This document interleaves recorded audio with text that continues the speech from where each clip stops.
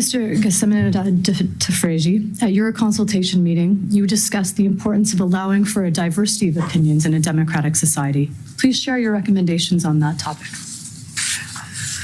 Thank you. Dear Honorable Commissioner Hogue, in 1859, English philosopher John Stuart Mill wrote, and I paraphrase, "It is possible that any opinion that is compelled to silence may be true. To deny this is to assume our own infallibility. It is only by collision of adverse opinions that the remainder of the truth has any chance of being supplied." I want to start by thanking the Commission and our Government of Canada for allowing diverse reflections on foreign interference in Canada's democratic processes. Dealing with covert foreign interference by foreign governments and corporations is something that needs expertise and a lot of resource allocation. However, I wish to draw your attention to what is overt foreign interference through silencing some voices and amplifying other voices by our friends and foes. This interference can be mobilized directly by foreign governments or indirectly through foreign institutions, foreign corporations, foreign individuals, or even indirectly through Canadian institutions, corporations, and individuals. Some of media organizations based in Canada are owned by foreign entities, including our allies, such as the United States. Canadian public sphere must be a place in which various opinions are heard, and the result of deliberation of informed Canadians should determine the path of our country. Independent, religious, non-partisan diaspora organizations, such as Iranian Canadian Congress, are part of Canadian public sphere and should be protected from information wars organized by media outlets established with foreign investments by authoritarian or democratic states. Foreign actors and governments of other nations, democratically elected, authoritarian or autocratic, friend or foe, are not citizens of Canada and do not have the right to intervene in our democratic processes, but of course feel entitled to pursue their own national interests. Foreign countries are not monolithic. Various actors and diverse ideologies may prevail in other countries at different times. It is quite possible that what Canadians decide to do may be inconsistent with the decisions made by other democracies. The prevailing parties in other democracies may wish a different outcome in Canadian elections than what the majority of Canadians want. The history has shown that Canadian people have been able to independently make choices that later were found more prudent than the decisions made by other democracies. In fact, the recent history, for example, in Iraq, shows that our allies would have been better off if they had followed the Canadian lead. While we cannot block freedom of press and media, we should ensure that when foreign-linked or foreign-backed media organizations engage with our public, the public is aware of their linkages and foreign backing. Some suggestions are, it should be illegal for institutions funded by foreign governments, foreign corporations, and foreign individuals to try to mobilize campaigns to influence democratic process in Canada. It should be illegal for media institutions and individuals with opaque sources of funding to try to influence the Canadian political system. We need to investigate these organizations and their financial sources and ensure that any individual or group engaging in political activities in Canada disclose their foreign financial and organizational ties. This will prevent them from acting through proxies or front organizations. Activities of foreign journalists and contractors for foreign institutions or government within Canada should be regulated. Journalists employed by foreign media institutions should be required to remain impartial. Their bias or hostile statements regarding Canadian political figures, including political candidates, should be illegal.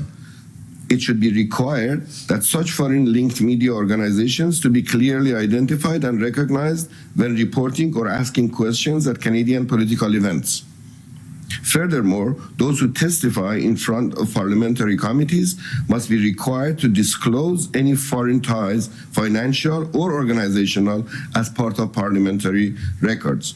Canadian agencies who are protecting us from foreign adversaries can also ask our foreign partners to refrain from allowing their public or private entities to conduct disinformation or misinformation operations targeting Canadian entities. It should be clear to any government, adversarial or partner, that there will be a price if they conduct such operations against Canadian citizens or institutions. Thank you. Mr. Ghaseminejad Tafreshi, at your consultation meeting, the topic of the flow of benefits and funds into the Canadian political system was raised. Please share and explain your suggestions. Thank you. Diaspora organizations such as Iranian Canadian Congress, who value Canada's soft power and want the image of Canada to remain as peacekeeper and peacemaker, have anti-war and anti-occupation tendencies. They are eager to find win-win solutions for conflicts.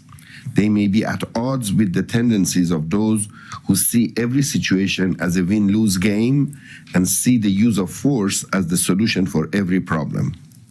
There are political actors among our partners and our non-partners who believe that political power grows out of the barrel of a gun, and there are those who instead value the soft power.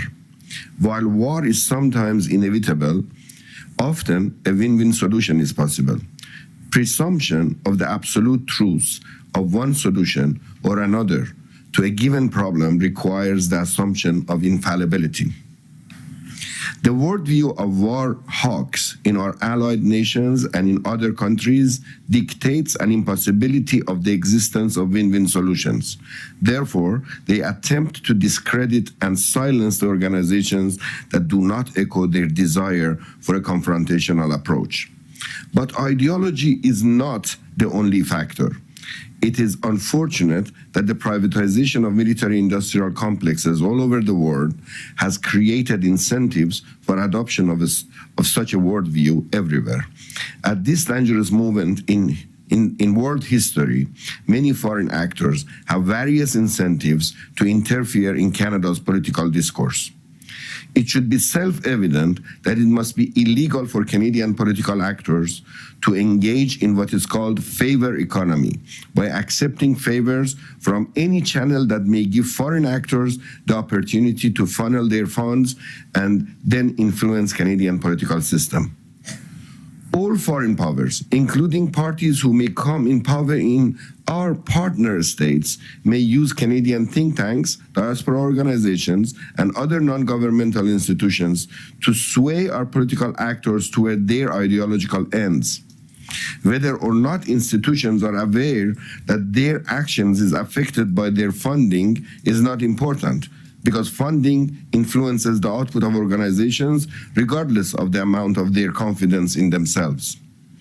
Moreover, Canadian institutions and individuals may be used as a front for foreign entities funneling favors, benefits, and funds into Canadian democratic system.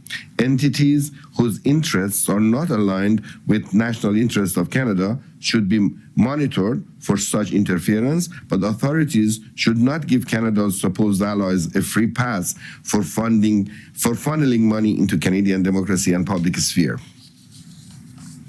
MPs should not be allowed to accept favors from organizations or individuals whose source of income is opaque or ambiguous. Increasing MPs' allowances to facilitate foreign travel and reasonable accommodation such that they would not need to accept favors will be taxpayer money well spent, since it reduces the likelihood of Canadian politicians to be cheaply influenced by foreign entities. Then they can be prohibited from accepting foreign-linked favors, and then the purpose of any other benefit that they may accept can be questioned.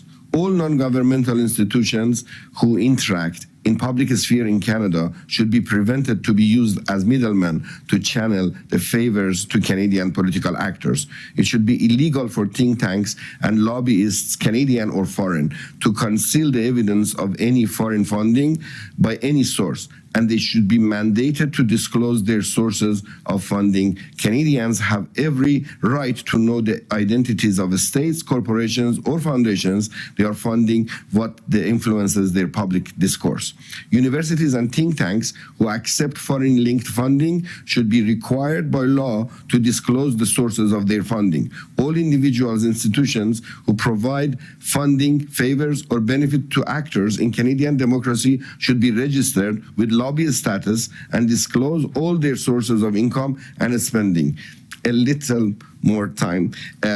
All political figures in Canadian democracy should be prohibited from accepting favors from foreign entities or from organizations or individuals whose source of income is opaque or ambiguous. Such behavior should be regulated. Allowances and budgets should be large enough to facilitate the needs of politicians.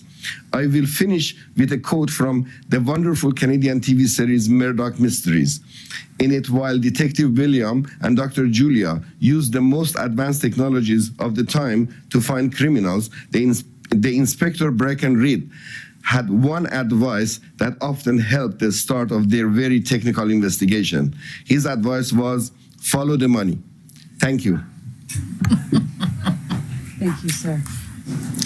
Commissioner, this concludes our final panel for today. Thank you very much. I listened very carefully to what you said.